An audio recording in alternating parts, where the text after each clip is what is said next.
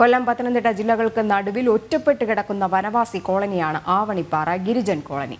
അച്ചൻകോവിലാറിന് അക്കരെയുള്ള കോളനിയിൽ നിന്നും ഇക്കരെ എത്തിയാൽ മാത്രമേ 34 വനവാസി കുടുംബങ്ങൾക്ക് പുറം ലോകവുമായി ബന്ധം സാധ്യമാകൂ. പക്ഷേ പുഴയ്ക്ക് ഇക്കരെ കടക്കാൻ പാലമില്ലാത്ത അവസ്ഥയാണ്. മാറി മാറി വരുന്ന സർക്കാരുകൾ പാലം വാഗ്ദാനം ചെയ്ത് കോളനി നിവാസികളെ പറ്റിക്കുമ്പോൾ അപകടകരമായാണിവർ പുഴ മുറിച്ചു കടക്കുന്നത്. അച്ചൻകോവിലാറാണ് ഈ കാണുന്നത്. ആറിനക്കരെ പത്തനംതിട്ട ജില്ല, ഇക്കരെ കൊല്ലവും.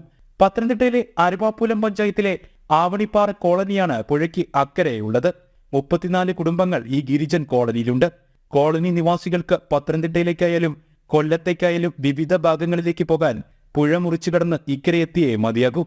കടകൾ, സ്കൂളുകൾ, റേഷൻ സാധനങ്ങൾ വാങ്ങാനും ആശുപത്രിയിൽ എത്തിപ്പെടാനുമൊക്കെ പുഴ മുറിച്ചു കടക്കണം. പക്ഷെ പുഴയ്ക്ക് ഇക്കരെ കടക്കാൻ പാലമില്ല. പാലത്തിന്റെ പ്രഖ്യാപനം 20 വർഷങ്ങൾക്ക് മുന്നേ നടന്നു. അത് പ്രഖ്യാപനം മാത്രമായി ഒതുങ്ങി. പുഴ മുറിച്ചു കിടക്കാൻ ഒരു പാലം കോളനിക്കാരുടെ ചിരകാല സ്വപ്നമായി അവശേഷിക്കുന്നു. പാലമില്ലാത്തത് മൂലം കോളനി നിവാസികൾ അനുഭവിക്കുന്ന ബുദ്ധിമുട്ടുകൾ ഊരുമൂപ്പന്റെ വാക്കുകൾ ഇങ്ങനെ: 60 കൊല്ലം കൊണ്ട് പാലം ഇവിടെ തരാമെന്ന് ഇതുവരെ നടന്നില്ല. ഭയങ്കര ബുദ്ധിമുട്ടുണ്ട്.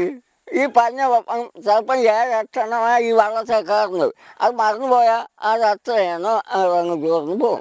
പുഴ മുറിച്ചു കിടക്കാനുള്ള ഏകമാർഗം ഒരു ഫൈബർ വള്ളം മാത്രമാണ്. വേനൽക്കാലത്ത് പുഴയിൽ വെള്ളം കുറഞ്ഞപ്പോൾ കാൽനടയായി ചിലർ പുഴ മുറിച്ചു കിടക്കും. വഴുക്കലുണ്ട്, ചെറിയ ഭാഗങ്ങളിൽ ആഴക്കൂടുതലുമുണ്ട്. ഏത് നിമിഷം വേണേലും ഒരു അപകടം സംഭവിച്ചേക്കാം. ഈ ഒരു സാഹസിക യാത്ര ആവണിപ്പാറ നിവാസികൾ തുടരാൻ തുടങ്ങിയിട്ട് വർഷങ്ങളേറെയായി. പുഴയിൽ വെള്ളം പൊങ്ങിയാൽ ബാഹ്യലോകവുമായി ബന്ധമില്ലാത്ത സ്ഥിതിയാണ് ഈ കോളനിക്കാർക്ക്.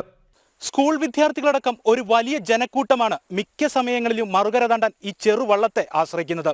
അപകട ഭീഷണി ഒരു വശത്ത്, അധികൃതരുടെ തുടർച്ചയായ അവഗണന മറുവശത്ത്. ആവണിപ്പാറ കോളനി നിവാസികളുടെ ദുരിത ജീവിതത്തിനു മുന്നിൽ അധികൃതർ ഇനിയെങ്കിലും കണ്ണു തുറന്നേ മതിയാവൂ.